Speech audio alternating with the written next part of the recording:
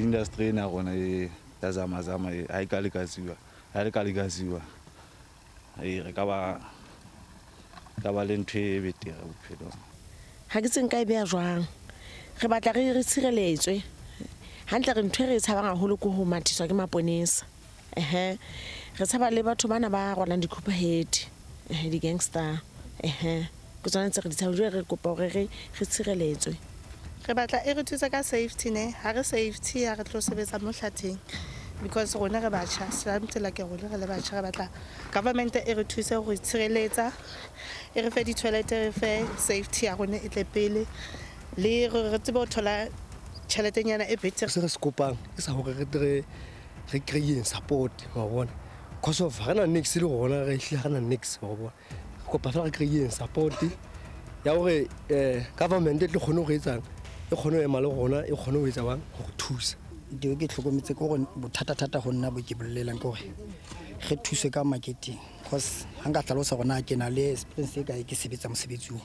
nako ngwa ile ha ine ile hore mosebetsi o go etsa ka molao mo re rekisa go tshwanetseng re rekisetse nako ngwe nka be ke le holo ba ha ke nana maybe ke nna le bo ma 15 years ke reka mosebetsi o because of re rekisa go batho so se ho nna sentswe le mosola nako ngwe ke boneka nka be ke le pelenyana ene ile go ke gonore ke etse ntho re ditsamae ka molao hantle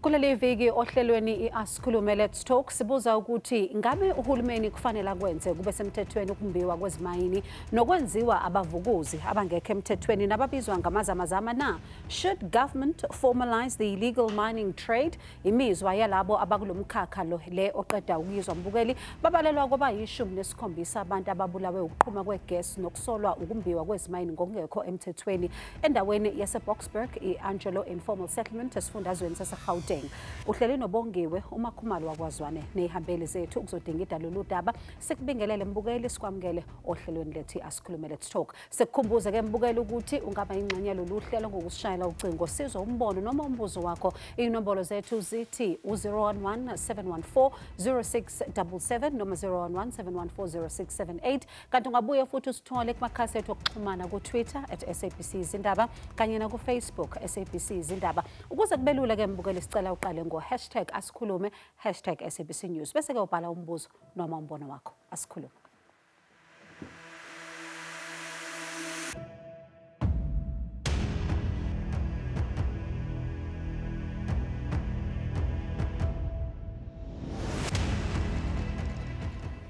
Mbukeli abavukuzi abangekho emthethweni akubona besilisa nje kuphela kukhona nabesifazane ziningi izathu zalokhu singabala nje ukuntuleka komsebenzi nokunye intatheli yohlelo iAsikhulume let's talk uNandi Indlanzi Emnyani ukhulume nabavukuzi besilisa nabesifazane esifundazweni sase Northwest ngezinkinga abahlangabezana nazo uma bevukuza izimayini nalokho abafisa ukuthi basizwe ngakho kulemboni abayiphilisa ngayo nemndeni yabo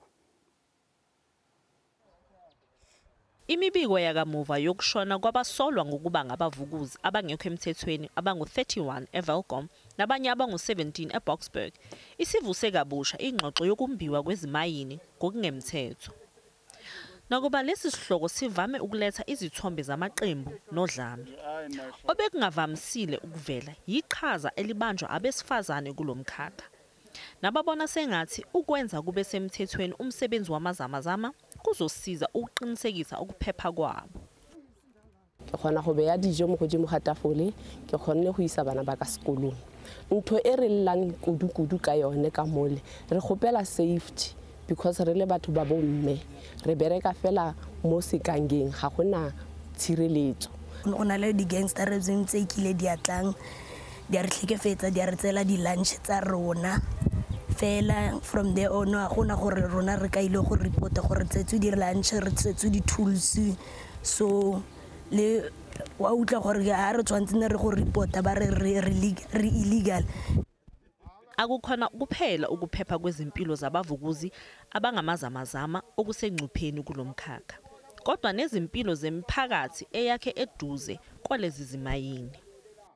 These mine dams literally they are carrying toxic acid and also heavy metals. So ka bo August yalo de di zwa ta bona o ka fihlela le gore batho ba ba dula mo ditulong tse di tshwanang le bo Margaret yana ba safara mostly bo di TB, bo di silicosis, bo di asbestosis. Re bereka ka matsogo ene mobu o dangerous because o ne le di chemical ha rena dilo tsa safety tse re itshireletsang ka tsone wa re go batsa sometimes ba re o khona le go khosa gore ha o le mo mmeleng o le motho wa mosadi o khona go dira go senya mpa o ska hlola o tshola bana o khona go senya le letlalo. Abanye abagcina basebenza kulomkhakha bathi lokhu abakwenzi ngokuthanda kwabo kodwa bakwenza ngenxa yesimo sempilo. Le batsadi ba ne ba recruitilwe as the slaves ka system e le apartheid ha ba rekhodiwa sentle mo database ya Home Affairs. So then bana ba bone ba ile gore at this current time they are elders now, ke the parents ba inheritile bothata bo, and then le bana ba bone le bone they are also experiencing now that the very same problem. They are inheriting the very same problem or aba documentiwa mo South Africa ba bang ba na le traces tsa gore ba tsene dikolo mo South Africa until matric, but ya no botata ko gore aba documented, and then ya no ha ba khone le go bata ditiro. There's human trafficking from other countries, from other SADC countries, batho ba tliswa mo ka maikaelo la gore or batiswa Babalelwa maka gore re tlo le offera ditiro tse ile gore di mo molaong only to for them to find out ba tsena ka mo gore ba tlo go ba ne ba recruitelwa go tlo go dira illegal mining mo South Africa, and then kana kwa teng o sotso o le ka mo o mo plekeng e leng gore ke shaft e khakala le location le fitlhile bosigo ba go tsenya mo teng ga mine o bosigo la o ka re wa go siela kae because ba go bolaya bone self batho ba go recruitile. Laba bavukuzi banxusa uhulumeni ayenze ibe semthethweni imboni yamazamazama. Government ha ika legalize marketing gore re reke mo marketing wa manete o sa re exploiting gore le rona re khone go contribute mo economy ya rona. So ya no se tshwanetse se diragale minister o tshwanetse a dire just transitioning to artisanal scale mining a fe di communities tse ile gore di ghost town no. There is a high rate of unemployment, drugs and other social ills. A fe youth ya teng di tshono tsa gore ba ingapangapele mo go setsetseng. Mbukeli, ngabe uyahambisana nokuthi uhulumeni awenze ube semthethweni umsebenzi wamazamazama? Nandi Ndlazi Mnyane, Asikhulume, let's talk, esifundazweni sase Northwest. Sibonge umbiko kuntatheli ohlelo uNandi Ndlazi Mnyane ukumba izimayini nokungemthetho sekuphenduke insakavukela umchilo wesidwaba eNingizimu Afrika. Amakhulu abavukuzi abangekho emthethweni noma amazamazama aboshiwe nje kulonyaka kuphela, kodwa ukumbiwa ngokungemthetho kwezimayini kusaqhubeka. Lokhu kwenzeka phezulu ngaphansi komhlaba futhi kakhulu ezimayini esezavalwa ezingasebenzi ngisho nasezimayini ezisebenzayo imbala. Abavukuzi abangekho emthethweni bavame ukubeka impilo zabo engcupheni nokungena emgodini nengamabanga amade ngaphansi komhlaba lapho behlala khona izinsuku eziningi. Abanye baze bahlale into nje engangenyanga. Amazamazama awekho nje eNingizimu Afrika kuphela, ayatholakala kwamanye amazwe, sibala iZimbabwe, sibala iDemocratic Republic of Congo. Ake sidingide kabanzi lolu daba nobungozi nomthelela wokumbiwa kwezimayini abavukuzi abangekho emthethweni. Mbukeli, sinosifiso Dladla noyi-project manager kunhlangano eyimele i-Action Aid, kanti kuZoom sinomnumzana uMakhosonke Buthelezi nokhulumela umnyango wezimbiwa i-Department of Minerals and Energy. Nginibingelele nobabili nginamukela ohlelweni. Ngizoqala ngawe Mkabadeli, lo mkhakha mkhulu kangakanani? Mangethe ngibingelele ababukeli. Umkhakha mkhulu usuneminyaka ukhona ngaphezulu ku 300 400 njoba kade uchaza nawo awukho eSouth Africa kuphela but ukhona yonke indawo la khona izimayini ngoba la kumbiwa khona ngisho kuthiwa yipi mineral embiwayo umphakathi awukazi wathuthuka. Bongiwe ngikhuluma nawe nje ngingajabula mangase uthi kulomsebenzi usuwenze iminyaka emingaka mongathi khona umphakathi owaziyo la unemayini ojabule khona umphakathi uthuthukile. So abantu bayabona ukuthi no asakwazi ukwenza ngesihlalo esilambile kukhona abantu abenza ama-billions eminyangweni wethu bashintsha impilo zethu nabantu ke mase baya khona ngoba phela indlala ayinamthetho. Shenge asikwamukele ohlelweni sikubingelele.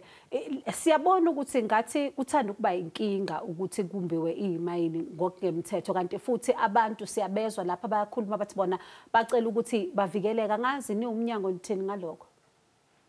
Ngikubingelele sisibongiwe ngibingelele nesihambeli sakho kanye nababukeli. Thina siwumnyango ngonyaka odlule last year ngoMarch waphasiswa noma kwagazetha ipolice ye-artisanal and small scale mining police. Leyo police injongo ngayo ukuthi isupport ama-artisanal and small scale mining. Kumanje ngikhuluma nawe nje sesiya-implementa le policy partly through i-legislation le ekhona manje umthetho obizwa ngokuthi Mineral and Petroleum Development Act. So ngaphansi kwalo mthetho ama-miners asafufusa ayakwazi ukuthi a-applyele i-license. Ma-applyele i-license faneke obviously amethe ama-conditions wawo wonke umuntu omayinayo. One of those conditions that it must be safe laba mayina khona. Number 2 kufaneke laba mayina khona iphase indlela abamayina ngayo iphase emthethweni we-environment, National Environment Management Act, ne-National Water Management Act. Futhi faneke nje siyabaxhasa futhi ama-small miners both financially and non-financially sibathengele nama-tools labo ba-registered, labo aba-formal, labo abathole i-permit esithina sihamba siyobheka sagculiseka siwumnyango i-DMRE kanye ne-environmental ithena ebheka yagculiseka yabanikeza i-environmental license ukuthi bangaqhubeka bamine. So sinayo ipolicy ekhuthazayo abavukuzi abasafufusa. Shenge manje ke yini into yenza ukuthi sibone ukuthi iningi labantu lona lisakhetha ukuthi alimbe ngokungekho emthethweni mangabo imithetho ikhona? Ubugebengu uyabona labantu bebakhuluma la akusi basebenzela ama-kingpin. Kunabantu abakhulu abangaphezulu kwabo ababasebenzelayo njengoba beshilo omunye wabo ukuthi bayahamba bayoba-recruiter emazweni akoLusuthu babathembisa ukuthi bazothola imisebenzi. Mase bafika la eMzansi sebabathatha babafaka phansi emgodini. Umuntu akasena choice ngena emgodini sekufuna kembe and bahlala amalanga bahlala nezinyanga balapha phansi ngoba bayenzani balethela ukudla abaphumi kulabo abaseke baboshwa nje khona bathi they were there for about 6 months bangakaze baphume bahlala lapha bembe ubuningi babo abanye bayashona abaziwa. So labantu abakhulumile niba-interviewe akubona abalawulayo yonke operation kunama kingpins alawula leyo operation. And Shenge ngizocela ukuthi ngiyaxolisa nje ukungena emlonyeni fanele siye izitolo kodwa ngizocela ukuthi nje masibuye sikhulume kabanzi ngalokho ngoba kuyangikhathaza kakhulu mhlawumbe nababukeli futhi kuzobakhathaza ukuthi kukhona abantu ababonakala bengama kingpin kodwa asibafake ejele angazi ukuthi kwenzakalani ke ngalokho ake sithi shele izitolo mbukeli siyabuya.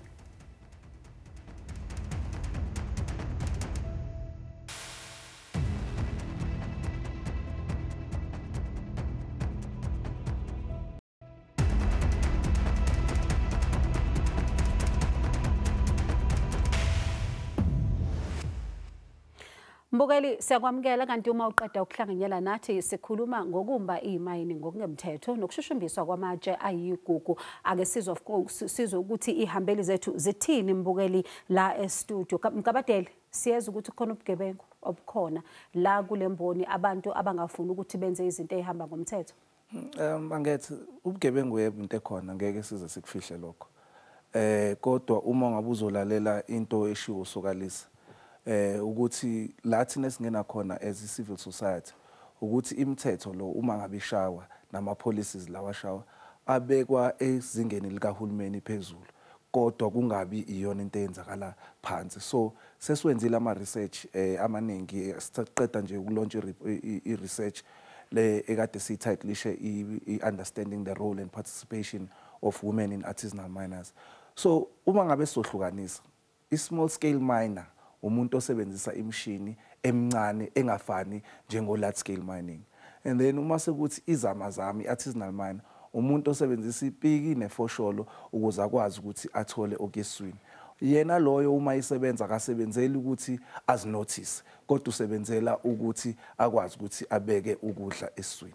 Manje igebe likuphi mubheka imithetho kahulumeni nalokho kwenzeka phansi sekubonayo ezimayini, kukuphi la kusinda khona ukuthi imithetho ayifinyelele la phansi? Imithetho nje ngisho kuthiwa nomuphi mangethe awukaze wakwazi ukuthi abantu ekuqaleni, because i-history ye-country iyakutshela ukuthi imithetho yayishawa ongqiwa kuphela. Abanye abantu bawukuthi bayathola nje kuphela imithetho. So leyo gap isakhona namanje sabonakala.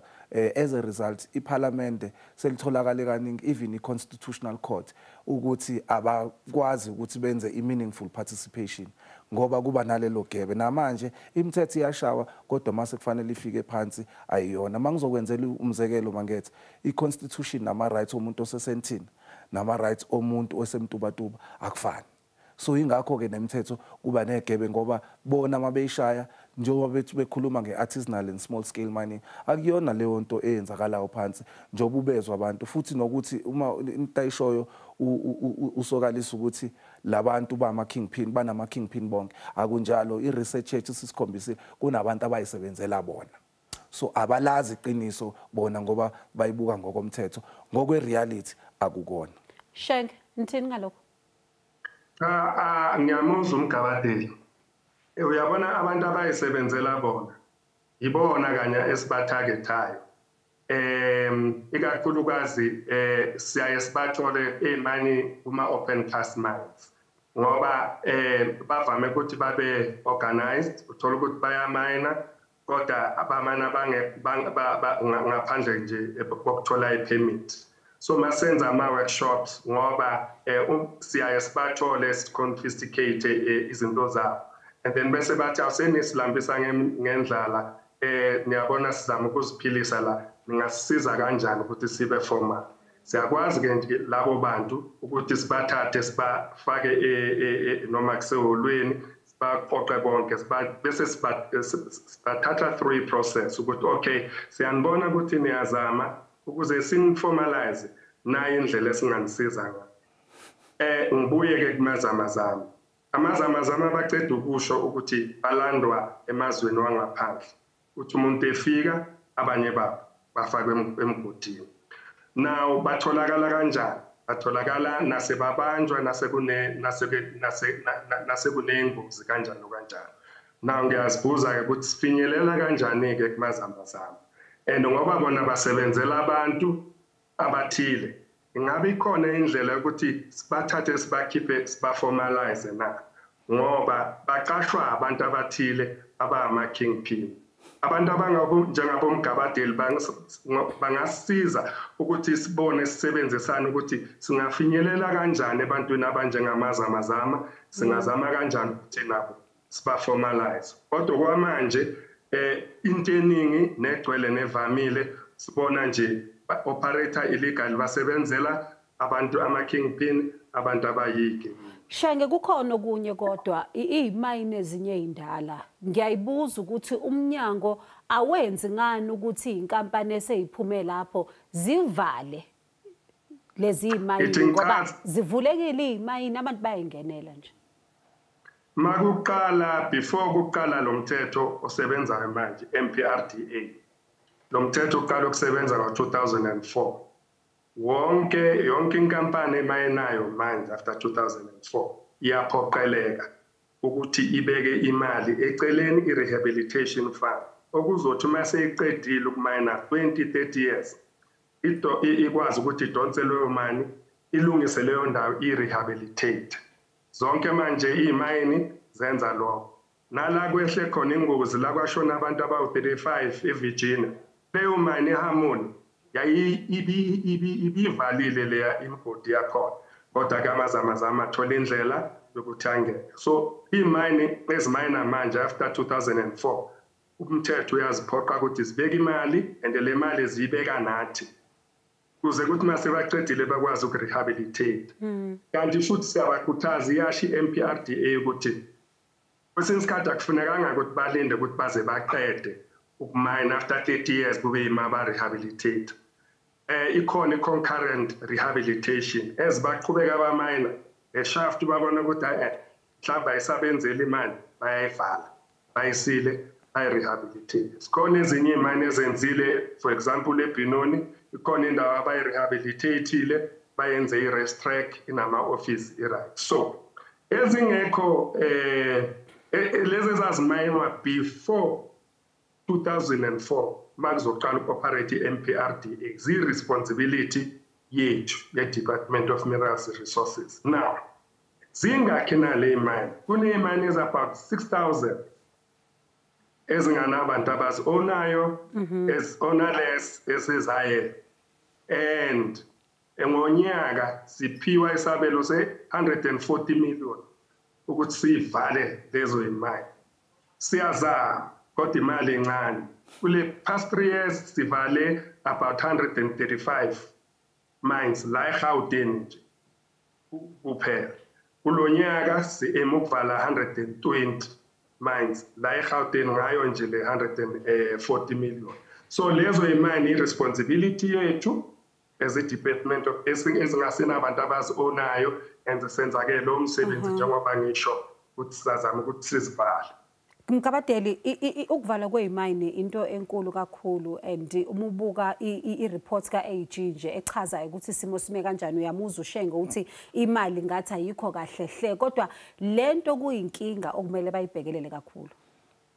Yabona Bongiwe, okubuhlungu ukuthi ayikho imayini yasebenza kungaziwa ukuthi ubani. So i-MPRDA mangabe isifika emthethweni loyo muntu akalandwa. Asikaze sezwa ukuthi wakhona i-mining company eboshiwe ngokuthi ishiya imayini ngokunjalo. Kwashona ingane ingene emgodini khona eKuruleni uRichard eminyakeni edlule. Akunanamhlanje kwaziwa ukuthi kunjani. So ngaso sonke isikhathi i-mining is about profit. Konke okunye kuza ngemuva. Uhulumeni akanawo amandla ekufanele ngabe uyawasebenzisa because zona futhi lezi imayini kufanele ngabe ziba nama projects okuthuthukisa umphakathi. Kusemthethweni lokho.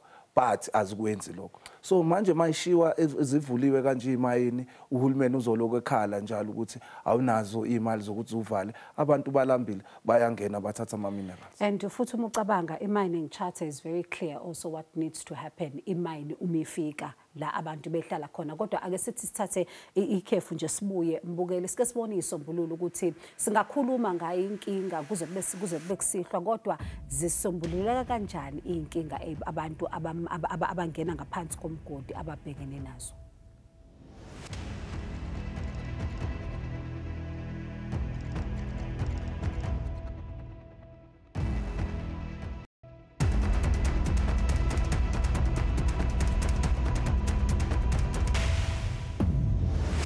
Sesiphethe ake sibheke isombululo. Mkabadeli siqala phi? Bongiwe, uhulumeni uke wanikeza amazama mining license eKimberley eminyakeni edlule kwaphinda futhi kwenzeke eCoffee Fountain, kodwa akazange azalandelela.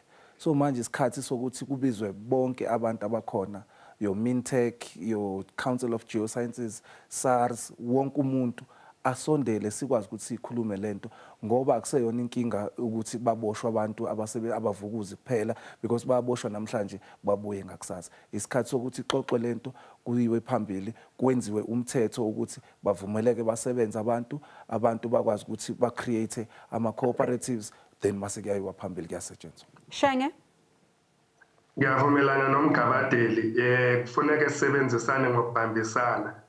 Njengoba sikwenza already phakathi kwethu namaphoyisa ne-Home Affairs, kodwa njengoba esho umgabadeli kufuneka sifake abanye abantu futhi. Yiyo indlela esingakwazi ukuthi sinqobe. Okwesibili ukuthi siqinise yonke imithetho yethu njengathi nje MPRDA sesiqalile ukuyi-review. Kufuneka siqinise imithetho, okwesithathu ne-enforcement yale mithetho kufanele ukuthi siyiqinise sivale wonke ama-gaps ukuze sikwazi ukuthi silwe nayo le ndaba ye-illegal mining. Kanti ngaphezu kwalokho, at a level of government to government, kubalulekile ukuthi alingqoqo manje sikhulume nama-neighbors wethu njengoba kuzoqala sikhulume neLesotho, sikhulume nama-neighbors wethu ukuthi sinale nkinga siyi-South Africa, ningasisiza kanjani ukuthi silwe nayo, ngoba kuyacaca ukuthi abanye abantu abaningi aba-involved illegal mining bavele emazweni wethu. Wenu sisizeni ukuthi sibambisane sisombulule le ndaba. Anginibonge nobabili kodwa ngizonixhumanisa ke ngoba niyashonana ukuthi sekufuneka umhlangano, ngizonixhumanisa ngibona ukuthi kuhamba kanjani ukuthi nikwazi ukuhlangana kukhulunywe lolu daba luke luxazululwe kahle kahle. Sinibonge kakhulu, sibonge mbukeli nakuwe kanti nehambeli sethu nazo siyabonga kakhulu, siyanconcoza ukuthi nje zihlanganele nathi uSifiso Dladla oyi-project manager kwinhlangano eyimele i-Action Aid, kanti kuZoom besinoMnumzane uMakhosonke Thelezi okhulumela umnyango wezimbiwa i-Department of Minerals and Energy. Asethembe ukuthi ingxoxo yethu izoqhubeka emakhasini ethu okuxhumana.